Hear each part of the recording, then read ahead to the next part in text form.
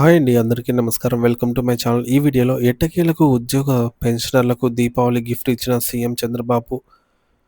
పూర్తి వివరాలు వీడియోలో తెలుసుకుందాము. వీడియోనైతే ఎక్కడ గాని స్కిప్ చేయకుండా ఎండ్ వరకు చూసేయండి. అప్పుడే ఇన్ఫర్మేషన్ పూర్తిగా అర్థమవుతుంది. అలాగే వీడియో చూస్తున్న ప్రతి ఒక్కరు వీడియోకైతే లైక్ చేయండి ఫ్రెండ్స్. ఈ వీడియోని తోటి ఉద్యోగ పెన్షన్ మిత్రులతో అయితే షేర్ చేయండి. కొత్తగా మన ఛానల్‌ని చూస్తున్నవారు ఇంకా ఎవరైనా సబ్స్క్రైబ్ చేసుకోకుంటే వెంటనే మన ఛానల్‌ని సబ్స్క్రైబ్ చేసుకోండి. దీని ద్వారా నేను చేసే లేటెస్ట్ వీడియోస్ అన్నీ మీ వరకు రీచ్ అవుతాయి. ఇక ఆలస్యం చేయకుండా వివరాల్లోకైతే వెళ్ళిపోదాము.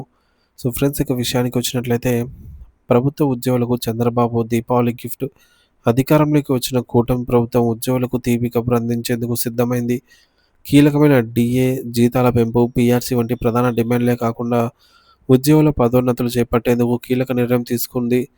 పదోన్నతుల కల్పనకు మంత్రివర్గ ఉపసంఘం ఏర్పాటు. ఉద్యోగులకు సంబంధించి పదోన్నతులు కల్పించేందుకు ఆంధ్రప్రదేశ్ ప్రభుత్వం ఒక మంత్రివర్గ ఉపసంఘాన్ని ఏర్పాటు చేసింది.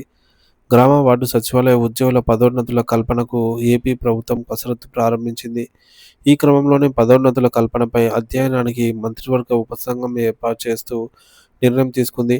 10 మంది మంత్రులతో సబ్ కమిటీ ఏర్పాటు చేస్తూ ప్రభుత్వం ఉత్తర్వులైతే జారీ చేసింది. ఉపసంఘం వివరాలు ఈ విధంగా అయితే ఉన్నాయి. జీఎంఓ గ్రూప్ ఆఫ్ మినిస్టర్స్ కమిటీతో సభ్యుడిగా ఉన్న ఉప ముఖ్యమంత్రి పవన్ కళ్యాణ్ గారికి చోటు కల్పించింది. జీఎంఓ కమిటీలో సభ్యులుగా మంత్రులు డోలా బాల వీరాంజనేయ స్వామి, పయ్యావుల కేశవ్, నారాయణ, సత్యకుమార్ యాదవ్, అచ్చెన్నాయుడు, అనగాని సత్యప్రసాద్, అనిత, కొట్టిపాటి రవి, గుమ్మడి సంధ్యారాణి ఉన్నారు. ఈ కమిటీలో వివిధ శాఖలకు చెందిన మంత్రులు ఉండటం వల్ల పదోన్నతుల ప్రక్రియను సమగ్రంగా అధ్యయనం చేయడానికి అవకాశం లభిస్తుంది.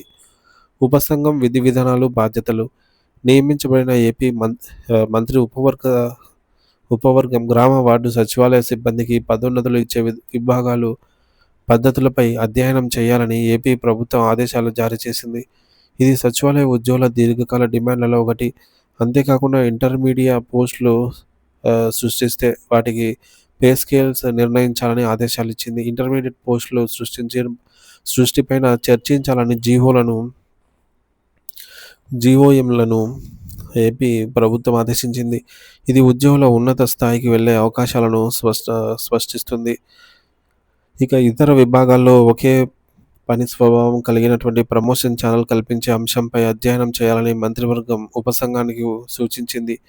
ఇది వివిధ శాఖల్లోని ఉద్యోగులకు సమాన అవకాశాలు కల్పించడానికి ఉద్దేశించబడింది. పదోన్నతులు ఖరారు చేసేందుకు సంబంధిత విభాగాలకు సూచనలు జారీ చేయాలని ప్రభుత్వం ఆదేశాలు జారీ చేసింది. పదోన్నతుల తర్వాత హేతుబద్ధీకరణ నిబంధనల ప్రకారంగా ఖాళీలు భర్తీ చేసే పద్ధతిపై ఉపసంఘం చర్చ చేయనుంది. ఇది ఉద్యోగుల పదోన్నతులతో పాటు కొత్త నియామకాలకు మార్గం సుగమం చేస్తుంది. త్వరగా నివేదిక సమర్పణకు ఆదేశం. వీలైనంత త్వరగా అధ్యయనం పూర్తి చేసి సిఫార్సులతో కూడిన నివేదిక ఇవ్వాలని ప్రభుత్వ ప్రధాన కార్యదర్శి కె. విజయానంద్ ఆదేశాలు జారీ చేశారు. దీనివల్ల పదోన్నతుల ప్రక్రియ వేగవంతం అయ్యే అవకాశం ఉంది. ఈ నిర్ణయం ఉద్యోగుల దీర్ఘకాల కలలను సాకారం చేయడంతో పాటుగా వారిలో నైతిక స్థైర్యాన్ని, పనితీరును పెంచుతుంది. ముఖ్యంగా ఎన్నికల ముందు ఇచ్చిన హామీలలో ఇది ఒక కీలకమైన అడుగుగా అయితే పరిగణించబడుతుంది.